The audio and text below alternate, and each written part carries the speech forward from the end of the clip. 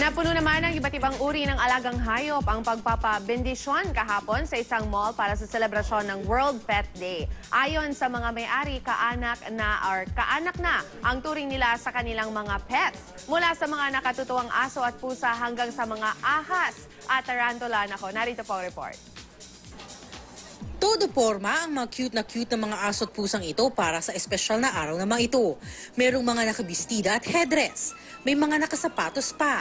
Mga naka-shorts at diapers. Yung iba, akala mo'y parang mga batang nakasakay sa stroller na ikot ng ikot sa open park ng mall. May pet fair din na inahanda para sa mga ito. Kung saan mayroong mga iba-ibang nagtitinda ng mga bagay na mabibili para sa pets nila tulad ng mga damit, ng mga unan, pagkain. Kasabay ng selebrasyon ng World Animal Day at pista ni St. Francis of Assisi, pinindisyonan ng pari sa Malate Church ang mga alagang hayop ng ilan sa ating mga kababayan. Halos mapuno nga ang simbahan ng mga alagang hayop. Mapaaso, pusa, maging ang alagang ahas at tarantula. Sabi ni Father Michael Martin ng Malate Church, isang Irish na pari, nakakatuwang makakita ng maraming Pilipinong mapagmahal at maalaga sa mga hayop.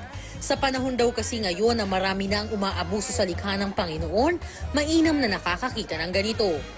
Many people who are here are very caring, not just for their animal or their pet, but they're caring for all of creation and they relate often to people in a new way.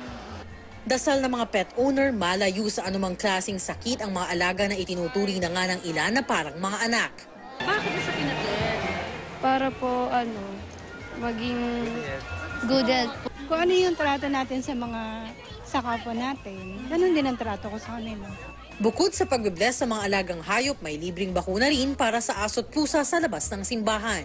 Kasi rabies kasi is zoonotic, meaning na transfer siya to human. And kapag na-transfer to human, 100% fatal siya. So we have to prevent and give responsible pet ownership seminars po sa ating mga pet owners para maging aware din po sila. Para sa unang balita, Jamie Santos reporting.